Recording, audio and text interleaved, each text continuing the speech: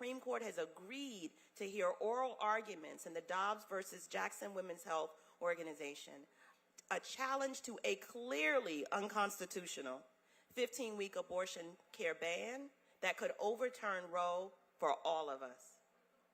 So now is the time to be loud and clear that abortion is health care and that cannot be delayed. Abortion care is safe. Abortion care is essential. Abortion care is normal. Abortion care is necessary. Abortion care is an act of love. I am honored to listen to the stories of the people for whom I provide care, who come to me wanting and needing this care.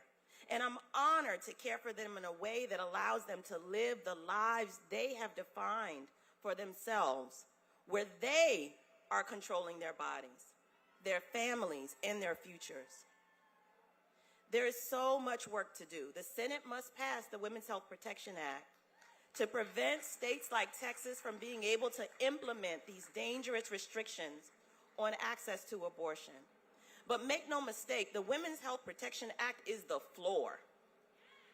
Congress must also pass the EACH and the HEAL Act to ensure that everyone can have coverage of abortion care regardless of who they are, where they live, or how they get their health care.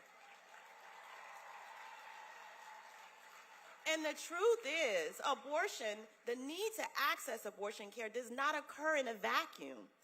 The majority of people seeking abortion care are already parents. And reproductive justice demands that we have the human right to parent the children we already have in safe and sustainable communities. Lives that would be supported by the critical passage of maternal health care provisions like those in the Build Back Better package. We demand the human right to survive and to thrive. We demand reproductive justice, and we will not rest until we get it. Join me in saying that enough is enough.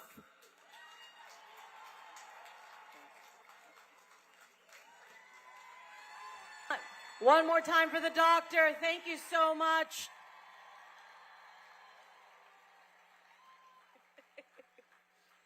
Now, can we take a minute to just thank the people who deliver abortion care?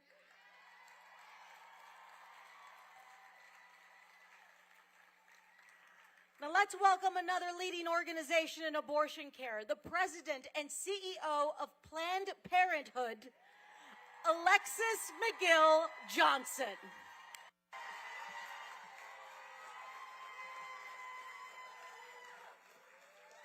Thank you. Hello, everybody. I am Alexis McGill Johnson, President and CEO of Planned Parenthood, where we are damn proud to provide abortions. I don't know who needs to hear this, but abortion is health care. Basic health care, essential health care that cannot wait. But across the country, y'all know that care is under attack.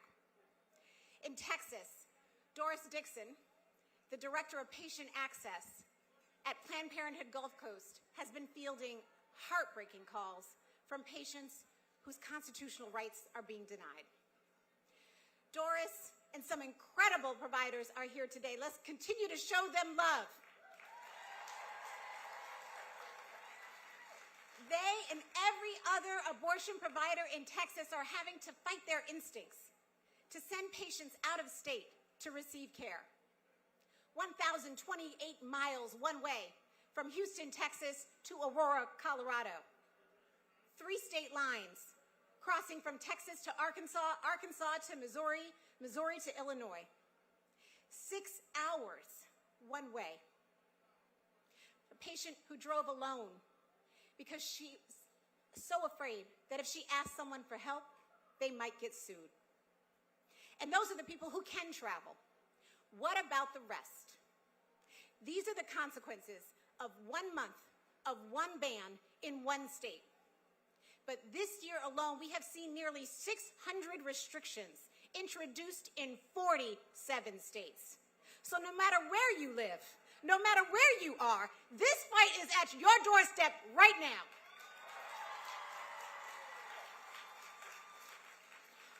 On December 1st, the Supreme Court will hear Dobbs versus Jackson Women's Health, a case that could unravel Roe v. Wade once and for all. And we know if Roe falls, 26 states will move to ban abortion.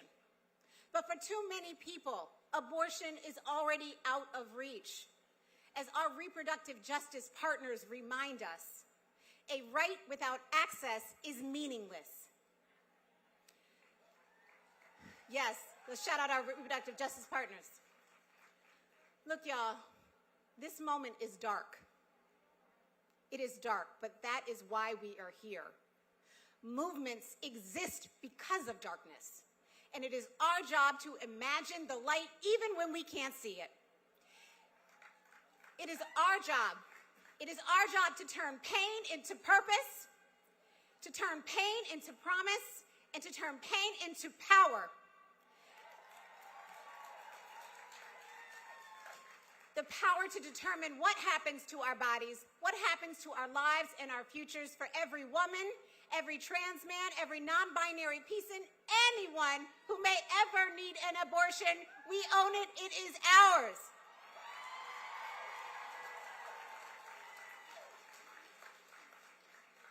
I want to address one more thing. Y'all know there is a lot of false equivalence happening out here in these streets. People want to talk about both sides of this issue, when we know there is only one side. One side. 80% of Americans want abortion to be legal. There is not a single state in the union where banning abortion is popular.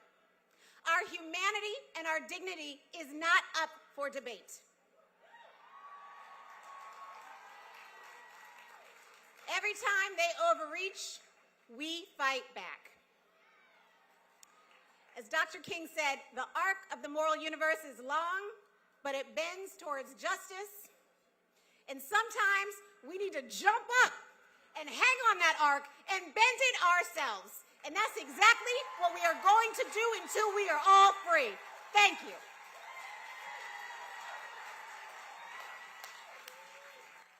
Woo! Keep it going one more time. Oh, I love that. Yes. Yes. Remember, for Spanish speakers, es nuestro cuerpo, nuestra decisión, nuestro derecho tener esa oportunidad. Look, we are starting to get real, and we're about to get even more real. Because coming up next, I'm bringing up a reverend from Texas. Now let's turn this conversation to people on the ground in Texas and welcome Reverend Erica Forbes and Anna Lee from Texas. Good morning, my fellow justice warriors. I greet you today with all the power and strength you need for this day. I greet you proudly as a licensed and ordained minister that has had not one, but 2 abortions, and I'm damn glad I did it.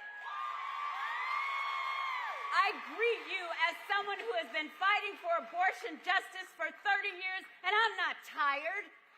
I greet you coming from the state of Texas, where I've been fighting and will continue to fight for abortion justice because SB 8 is illegal, point blank, period. Now listen, I'm going to start by asking you to do something for me. Take a look at the people around you. Look into their eyes and do your best to memorize them, because these are the eyes of warriors who have been fighting for abortion justice with you. Not a single person here is here by accident. Each and every one of us is here for a purpose, with a purpose. I want to invite my friend Anna to share a bit about her purpose today. Hi, everyone. My name is Anna, and and I fight for teens' reproductive rights in Texas. I am a policy intern for These Not Words, a former Jane's Due Process and Texas Equal Access Fund client, an abortion storyteller with We Testify and Advocates for You, and a native Texan.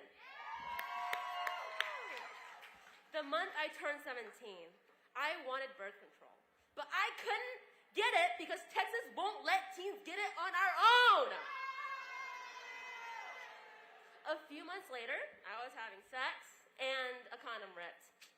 But the pharmacist refused to sell me Plan B because I was 17.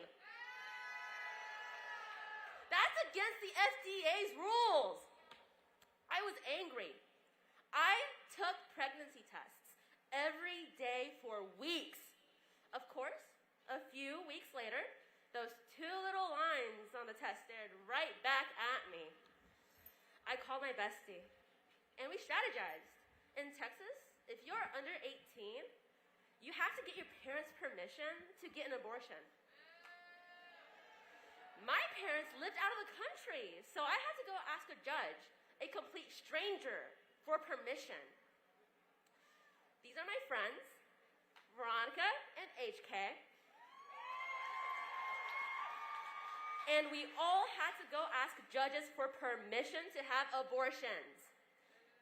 Thankfully, Jane's Due Process was there to help us. I had to prove to the judge that I was a good student and mature enough to have an abortion. Do you know what I wanted to say to the judge? I am not a baby-making machine, and I should be able to decide if and when I become pregnant.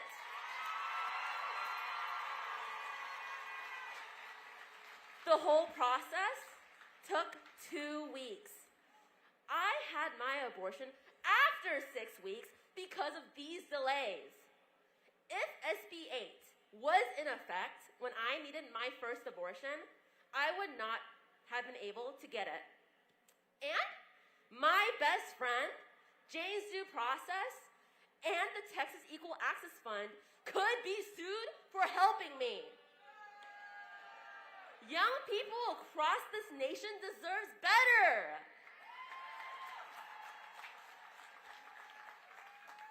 Here's the thing. The Women's Health Protection Act is an important start, but the truth is, it is not enough for young people like me and my fellow Janes. We need a real movement to repeal all of the laws stopping young people from being able to access abortion care. I am lucky that I was able to get my abortions, but it shouldn't be this way. No one should have to go to a judge for permission to have an abortion. No one should worry about being sued for helping their friends, and no one should stand in my way when I want birth control, Plan B, or abortions. Thank you for listening to me, and I hope you leave today thinking about the young people in your community and your family who may need help getting abortions. Because, remember, everyone loves someone who had an abortion! Thank you! Listen.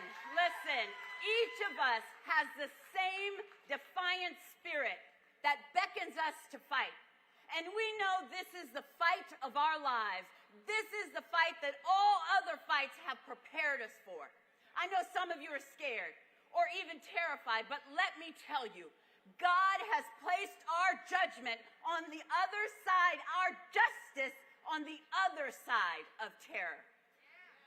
I know some of us are angry. I know some of us are sick of this fight, and some struggle to go on. But I'm here to remind you that each and every one of us comes from something greater. Some call it God, some call it Allah, some call it Spirit, the Goddess, Buddha, Jehovah, the Divine Mother, and some of us have no name for it because it comes from within our own minds. Whatever you call it, that thing is what drove us here. That is what will give us the energy to keep fighting. Make no mistake, We are not just fighting for our right for abortion justice. We're fighting for our children's right to thrive. Because we know that when we take a stand, we're fighting for our rights. When we take a break, we're fighting for our rights. When we resist, we're fighting for our rights. When we get an abortion, we're fighting for our rights. When we have our babies, we're fighting for our rights. When we march at any time, we're fighting for our rights. When we're in joy, we are fighting for our rights. When we don't agree, we are fighting for our rights. When we support and care about every single person on the planet, we are fighting for our rights.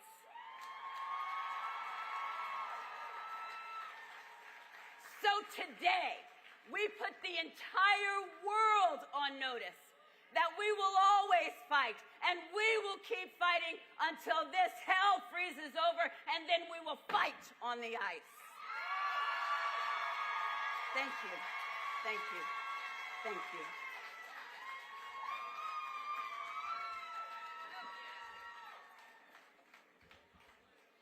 Oh, that reverend, the power, the power. And Anna, thank you so much for sharing your story, because look, sometimes we got to put faces to the cause. Sometimes we have to humanize them, because sadly, abortion access barriers, they exist across many states. So let's hear a few more stories to help us understand what we're facing as a nation, especially if the court overturns 50 years of president next year. With that, please welcome Kenya Martin to the stage.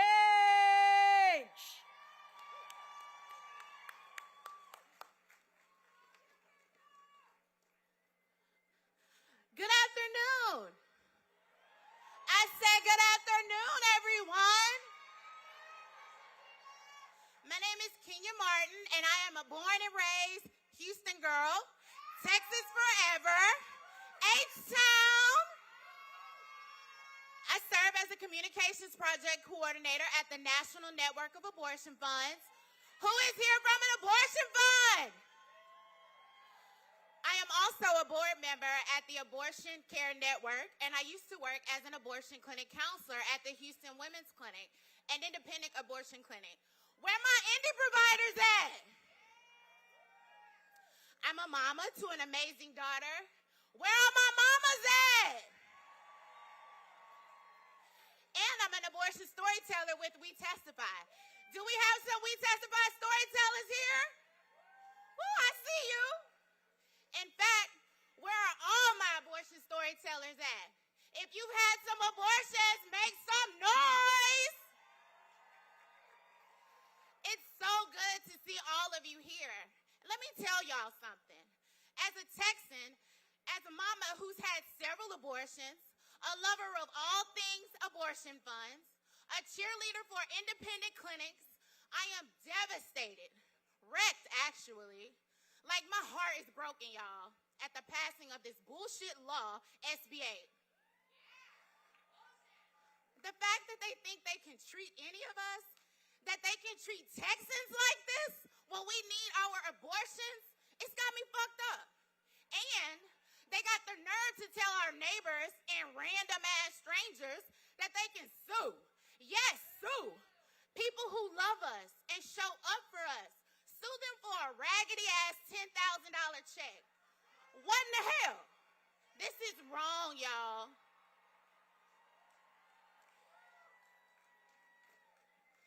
And let me be real clear when I say this.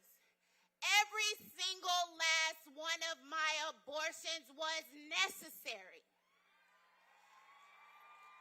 My abortion saved my life, and I am grateful that I lived to stand before you today and say that. I bet that's the same for all of you. You all wouldn't be here if you didn't have your abortions, or if our parents didn't have their abortions, or our grandmamas, grandpappies. Hella ancestors had abortions. The thing is, we've been having abortions for thousands of years. This shit is ancient, y'all.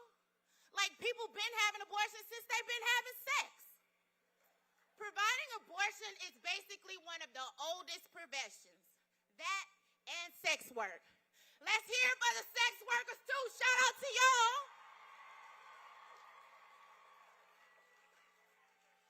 Actually, let me talk about being pro-sex for a minute.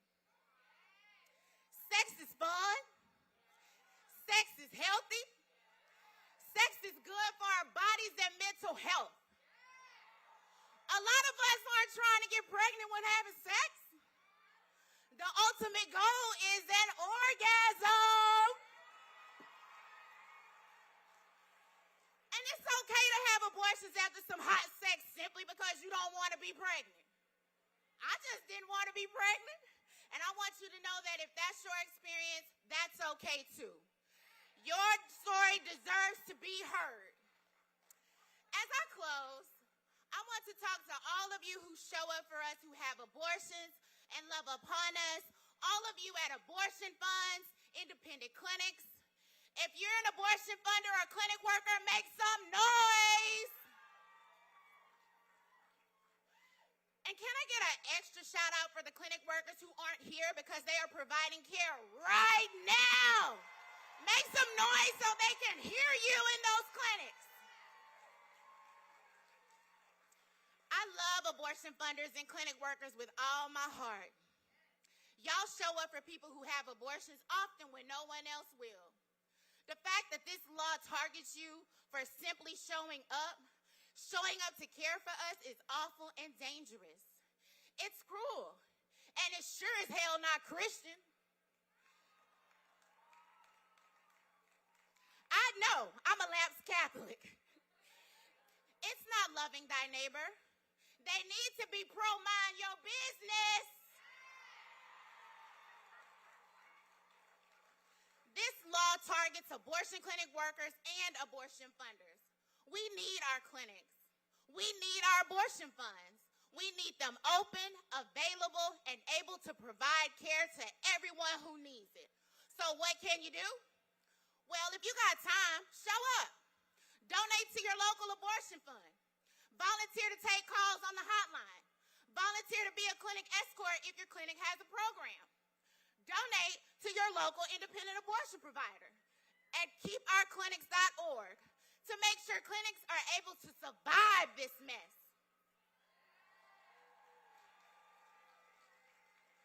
We need y'all to show up. We need y'all to make sure we have clinics to go to when we need our abortions.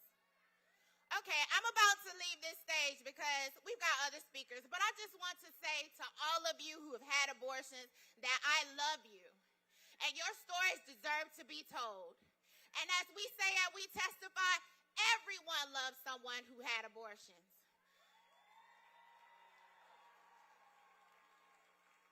And it's okay to say we had abortions because we freaking wanted to. In closing, I want to hear from those who have had abortions. Let me hear if you had an abortion. I had an abortion. I had an abortion. I had an abortion. Thank you.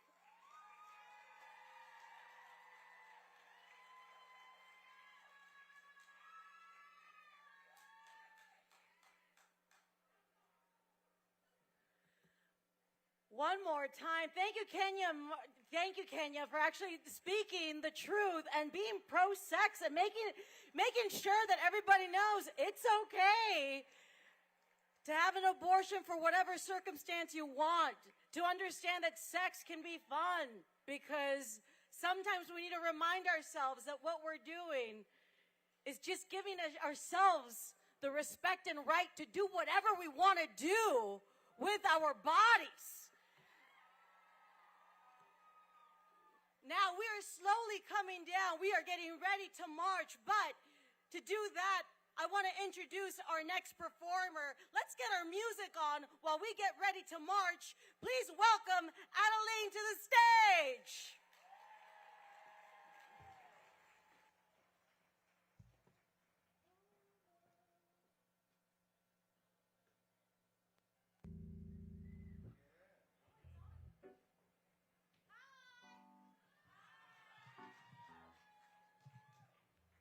Thank you so much for having us. My name is Adeline, and we're going to play some music for you.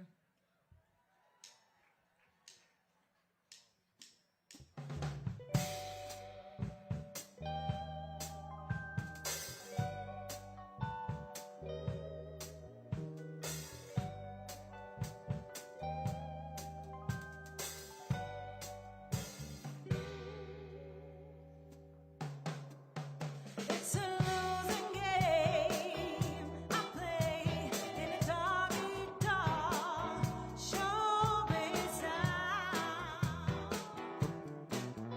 Got a dream of my own, and I carry my own weight, but still they try to drag me down. I'm a woman in the man's world. I'm a woman in a man's world. So I'm fool enough to say that a woman's place is in a home. Working twice as hard for the same reward as any man. I'm a woman in a man's world. I'm a woman in a man's world. I'm a woman in a man's world. I'm a woman in a man's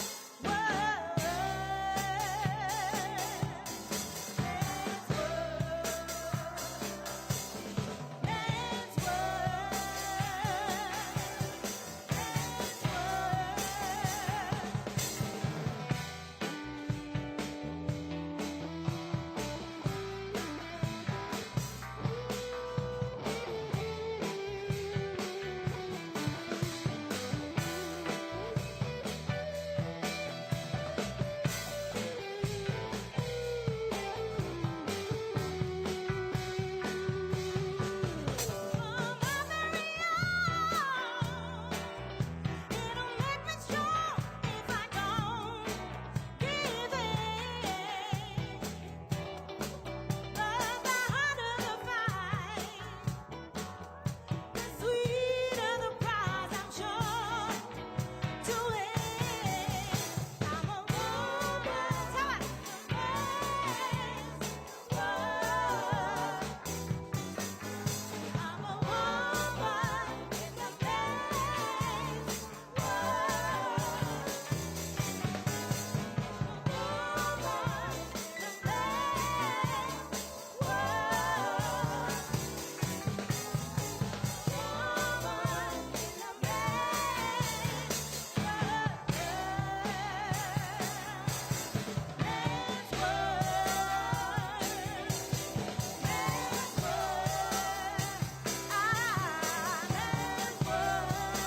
I can do whatever I want.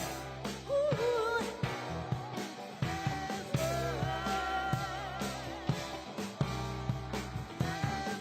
In a man's world, I'm a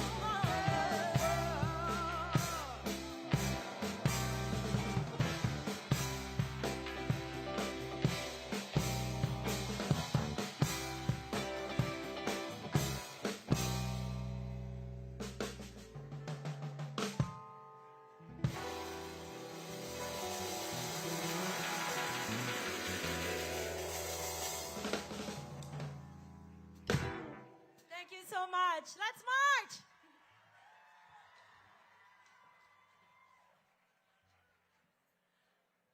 Awesome. All right, everybody, it's time to start bringing it home. We got to get ready to march. Please welcome Marcia Jones from the AFIA Center in Texas to the stage.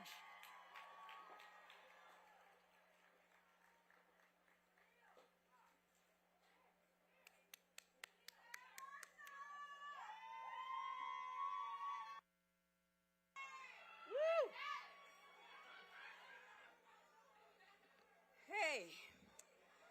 It is hot. It is hot. It is hot out here. I thought I came from hell, but I think I just met hell. But anyway, how y'all doing? How's everybody doing? How y'all feeling? Yeah, I feel real good to be seeing people again. I'm tired of seeing people on the screen. But here it is. So here's what I'm going to do today. I'm going to do something probably a little different from what we've heard so far. But what I'm going to do is just ask you to go with me. I promise you, if you go with me, it'll make sense by the time you get home, okay? So yeah. So before I even start this, I want to first shout out to the 12 bad-ass black women who had the audacity to step inside of a room and organize around reproductive justice. Because you see, those women knew. They knew that today was going to come. They knew that it is absolutely impossible to get full bodily autonomy organizing around a single issue. That just wasn't going to get us there, especially if you were looking at how these things were going to impact the most marginalized folk. And for the better half, that was going to be folk that didn't identify as white, right? So in order to make that happen, we had to take all of those lived experiences into consideration. How I'm going to eat, where I'm going to sleep, what is sex going to look like? What am I going to have to negotiate to have sex? What am I going to have to give up if I don't have sex? What are all of this shit? How's all of it going to play out in my everyday lived experience? And then we got to bring racism in, okay? Because we can't do this if we're not talking about race. I'm sorry. And if you didn't want to talk about race, you shouldn't have invited me. Because I am a full-grown, fat black woman who will always talk about race. Because you can't not talk about race. And so I'm just going to go and tell you why I'm standing here. I'm standing here today because I am a black woman. I'm standing here today because black women need to be standing here. I'm standing here today because what's happened over the last 4 years is not acceptable. I'm standing here today because some black folk and some other non-white folk decided, yeah, I'm not on this anymore, decided that what was happening wasn't going to happen anymore. So my last shout out is to the badass BIPOC folk across the nation organizing, leading, and having this conversation today. So here's my speech that I can do in about 30 seconds. I come from the state of Texas. I was born in Texas 60 years ago. So Texas is all I know. But what makes it so easy for a state like Texas to go and rip folks' reproductive choices out of their hands is that this is the same state that refuses to allow comprehensive sex education to be taught in the school.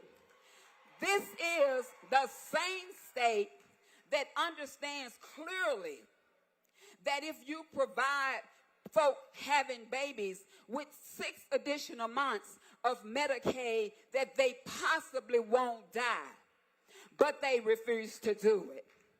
This is the exact same state who have killed tens of thousands of people by mismanaging COVID, and then sent the same folk that they say they care about our children to school unprotected. These are the same folk, y'all. These are the same folk who continue to let the police kill black folk and then give them more resources so that they can be incentivized to kill more black folk. These are the same people. So I just want to tell y'all as I close, yeah, we got to keep on fighting. We can't give up. Because you see, not only is abortion health care, but my organization, we believe that it's also self-care. And we said that loud and proud, that it is self-care.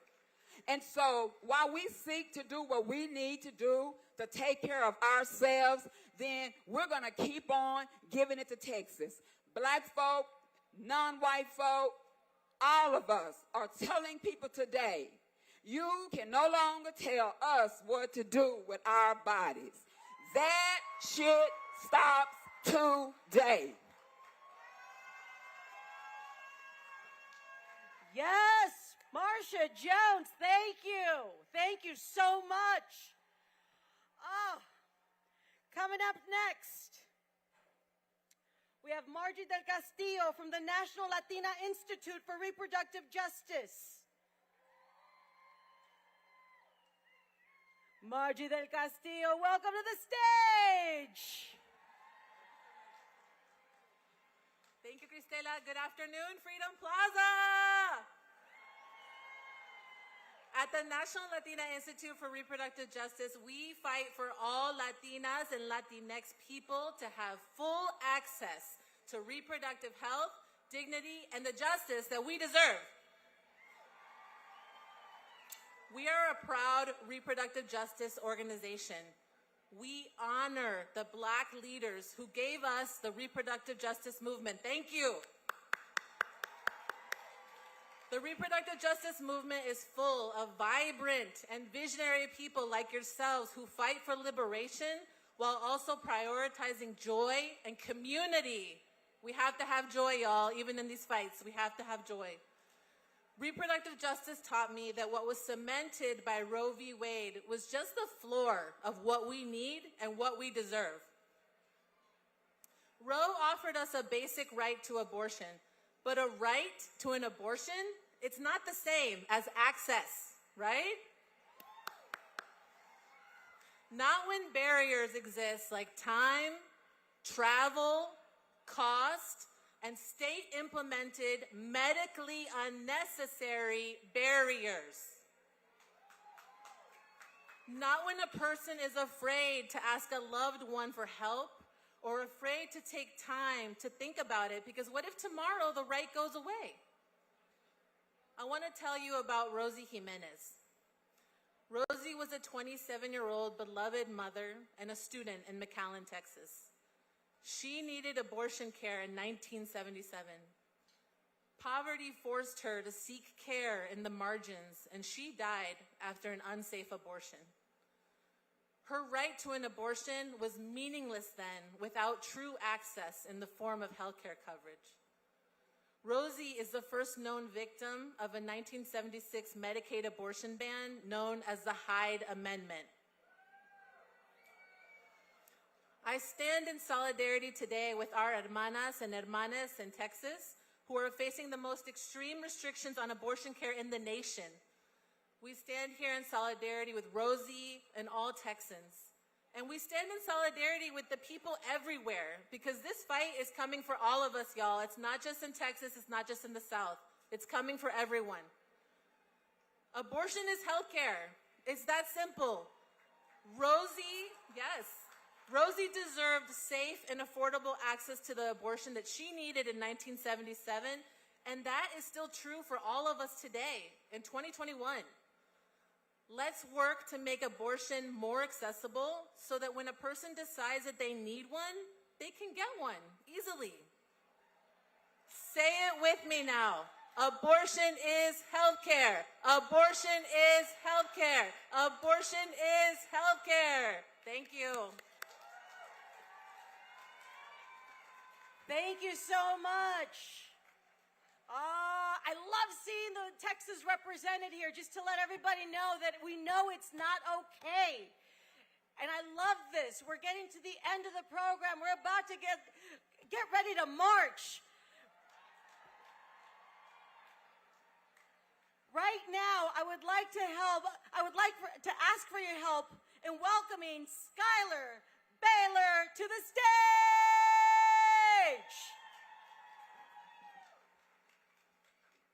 Thank you so much. I am so excited to be here, and I'm just going to cut right to the chase. You're probably wondering why a man, me, is standing up in front of you to talk to you at the Women's March about women's rights. I am the first transgender athlete to compete for a Division I men's team in college. And the key word, sports are cool, but the key word is transgender. I am a transgender man, which means that although I am a man, I was assigned female at birth, which means that I have a uterus, which means that I could get pregnant, which means that I could need an abortion. I am here to remind you, to make it absolutely clear that people of all genders can have abortions. And people of all genders should have safe and legal access to abortions. This is a women's issue, and it is also a transgender man's issue. It is also a non-binary person's issue. It is also a genderqueer, gender fluid, transmasculine person's issue. This is about all of us. And I want to let you in on a little secret. Hopefully it's not a secret to you all because you're here. You should not have to have a uterus to care about abortion rights. You should not have to have a uterus to care about autonomy. You should not have to have a uterus to care about a person's right to choose to do what they do with their body. I am a transgender man. I have spent my life fighting for my right to choose what I do with my body. My right to get top surgery, my right to take gender-affirming hormones, my right to have access to gender-affirming, life-saving health care. We should all have access to life-saving health care. Am I right? Am I right?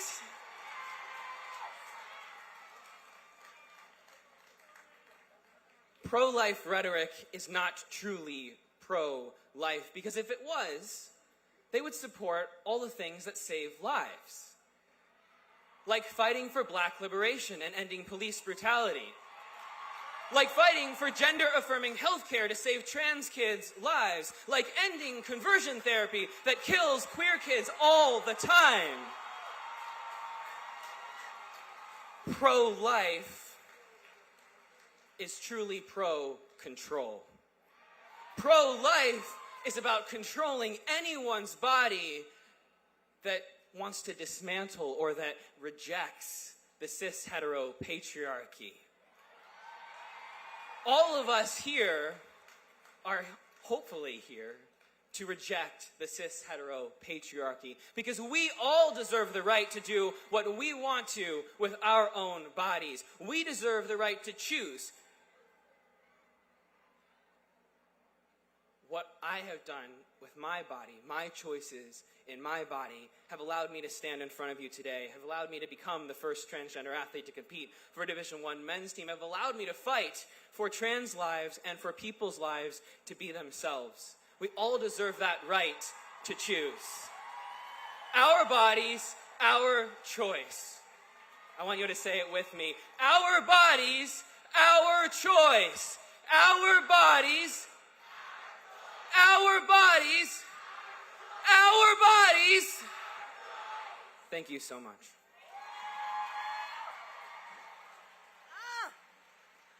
One more time for Skylar Baylor reminding us this is a cause for everyone. This is the choice for everyone. And coming up next, we actually have our closing speaker of this rally. I am honored to have the privilege to introduce the executive director of Sister Song, a woman of color reproductive justice collective, the United States' largest organization dedicated to reproductive justice for women of color. Please help me welcome Monica Simpson!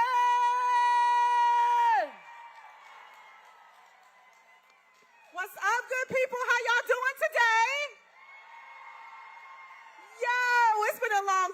we've done this, right? Like, all of us together coming to see each other outside of those boxes. It feels so good to see y'all's faces. Yes. So yes, again, my name is Monica Simpson, and I get the honor and privilege of leading Sister Song. We are a Southern-based national organization. I had to say that because the South is in the building today. Can y'all give it up for the South in the building today? So I know that y'all been standing here for a minute, and I know that we have heard from so many amazing speakers already. We have heard speakers tell us so much about their own lived experiences. Can we give those speakers just one more round of applause today, y'all? For their wisdom, their leadership, their bravery, and their dedication to our fight for reproductive freedom. Now, I'm a country girl, and I'm also a church girl, so I'm always about call and response. So are y'all down with a little call and response today? So if I ask y'all to say, we must fight for freedom, can y'all say that? We must fight for justice. It will take all of us to get to the other side. Now, all of these speakers have reminded us of how real this fight for abortion justice is. And essentially, a fight for abortion justice, y'all, is reproductive justice. We do know that, right? They've talked about what this has meant for the most impacted areas of this country.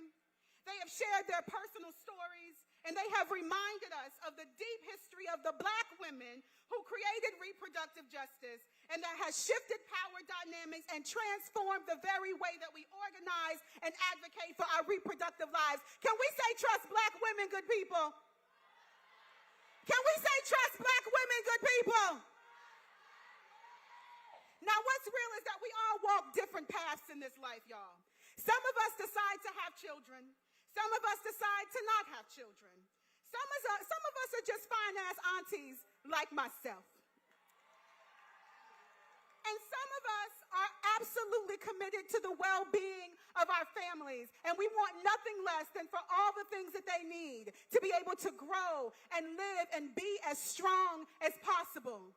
We want to breathe fresh air, y'all. We want to live in a world where we have a livable wage. We want to be able to celebrate our sexuality freely and to exercise the power of bodily autonomy and keep ourselves and our families safe and happy and healthy. I don't know about y'all, but I ache for something that is so deep, right? I ache most deeply for a more radical vision of the future in which the dreams of people like me, that look like me, feel that whatever it is that they need, that they get to have.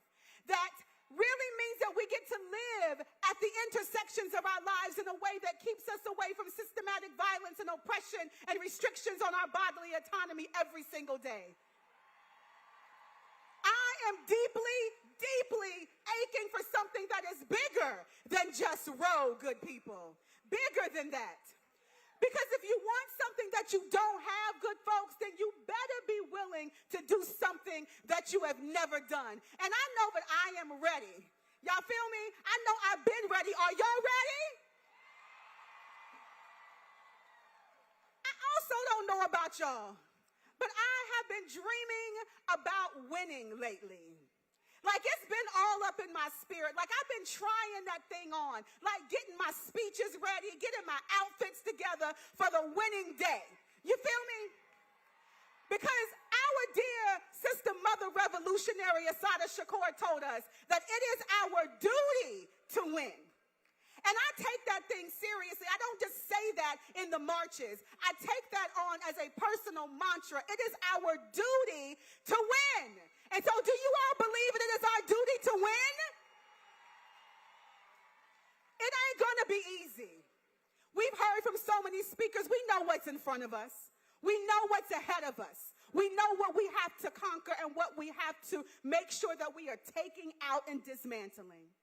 And it's going to make us have to work harder than we've ever worked before, y'all. It's going to take deeper trust. It's going to take deeper commitment to dismantling white supremacy, good people. Because this fight for abortion access is a fight against white supremacy. As black women and people of color, our bodily autonomy is central to our liberation. It is our freedom to make decisions about our own health and our own bodies when it's denied, and we are not liberated if that's not the world that we live in. Instead, we do not need to be bound by laws and systems of white supremacy that only diminish our human rights. That's not the world that I'm willing to live in. And like my dear sister Marcia said, if you didn't want us to talk about race, then you might not have should have asked black women to come talk on the stage. But we know, what we know is that it is essential, it is important, it is necessary for us to connect this issue to the racial justice issue that it is. Because once we do that, we ensure that that each one of us gets to the liberation that we all want to see in our lifetimes. And only by addressing how each system of oppression interacts and impacts with the other one, and by dismantling all those damn mechanisms that prevent the most vulnerable people from accessing the resources and support to exercise their right to live a self-determined life, is the only way we're going to get free, y'all. And that is what reproductive justice is all about. Entering this conversation through that lens and looking at all of those connections together. Y'all, I'm ready to win. I'm ready to march. I'm going to keep marching. I'm going to keep going because I'm not tired yet. Are y'all tired? I'm standing on this stage today as a leader, yes, but also as a reflection, y'all. Each one of you is a reflection to each other today, too. I know that I'm a reflection to other black women, to other Southern folks, to other lesbians navigating their reproductive lives, to sexual assault survivors. Y'all, we all up in here, and we're all in this fight together. I believe that our collective power is stronger than any opposition. And I know it will take all of us to get the liberation that we want, and I believe that it is possible. So have you taken time today to imagine what it would feel like to win? I just want you to put that in your mind for a minute. What does it feel like for us to win? And I want you to hold on to that vision and use that vision as your driving force to do this work in bigger and bolder and more intentional ways, good people. Are y'all ready to bring it? Are y'all ready to bring it, good people? That's what I'm talking about. I know we're ready to march, but before we do that, we're going to do that with some amazing musicians that have put themselves out up in the front of this call to action today. How did y'all love those soul rebels a little earlier? That's what I'm talking about, good people. Y'all, I'm going to bring the soul rebels back up because, you know, we can't have no march without the music, because the people got to feel the music, because the music is what moves us. It is the heartbeat of our movements. So y'all put your hands together one more time for the soul rebels.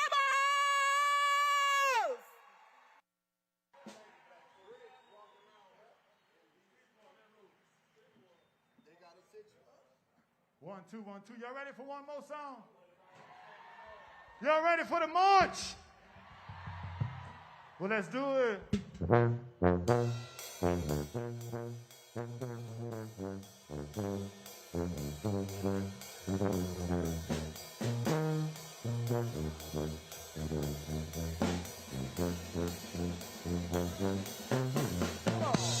Everybody get ready. We about to start this march all right with the soul. Everybody get ready. We heading this way, y'all. From New Orleans, Louisiana, y'all. Here we go. Come on. Come on. Come on. Here we go, y'all. Oh, yeah. Walking around in D.C. In D.C. Come on. Everybody asking who we are. Who we are. Soul rebels in a place to be. Yeah. Let your mind be free. Oh, let your mind be free. Free your mind with education. Oh, come on. Help to build a better nation.